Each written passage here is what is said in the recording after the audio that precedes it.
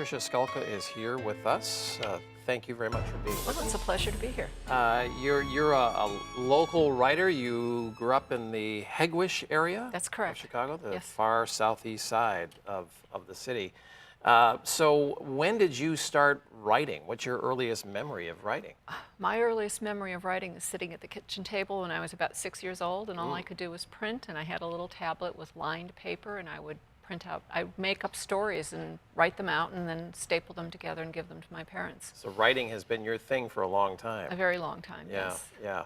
And then for many years, I understand, you were what we call a nonfiction writer.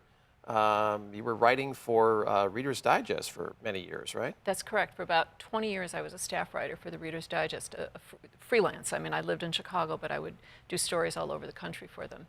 And Right. it was a great experience, and a lot of, I did human interest stories and medical stories, so got a lot of insight into how people think and act, especially under pressure and stress, Right. which came in very handy when I decided to write mysteries. So that I was just going to ask you, that must have really prepared you for being a fiction writer, but the two kinds of writing are different. I mean, how was that transition for you to go from nonfiction to suddenly fiction? You could write anything you want. Well, you know, that's true, but there is a similarity because when you're doing nonfiction, you're bound by the facts. And you tell the story as the Yeah. facts set them out. When you're doing fiction, you're still bound by the facts, but you get to make them all up. You know, your story has to be true to the situation that you create.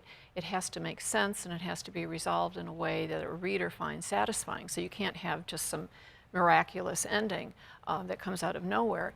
There are these similarities, and I find another similarity is that things go full circle. When you write a good article, you start with a premise or a problem or a Right. situation that has to be resolved. And by the end of the article, you have to deliver to the reader. And it's the same thing in writing a mystery. You set a situation, a crime, a problem, and you have to come full circle by the end of it. And how much time do you spend on setting that premise, if you will, for your novels? I mean, how much time is it percolating in your head and you're sort of jotting ideas down before you actually sit down and start writing it? There are two approaches, and there are the people who go by the seat of their pants. They just get an idea and they sit down and they start writing, and I think they're marvelous. I have no idea how the magic works for them, Right. but it works.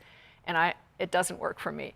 I plot everything out very, very carefully, and I'll spend 3 weeks, 4 weeks just thinking the story through. I mean, I get the idea, Yeah. and then it's like, okay, how do you go from this 2-sentence idea to a 74,000 manuscript? It's a huge gap to fill. Yeah. So I think it through step by step by step. And then when I have it all in place, then I start the writing. Because to me, it's like two different processes. The one is the logical, where you have to have all of the pieces fit together like in a puzzle. Right. And then the second is the creative. And once you know what the story is and where you're going, then you're free to just focus on the writing. That doesn't work for everybody, but it's what works for me. Yeah, so you're taking a little bit of your journalism background and combining it with the creativity of writing fiction, and you marry the two together, and voila, you have a murder mystery. Right?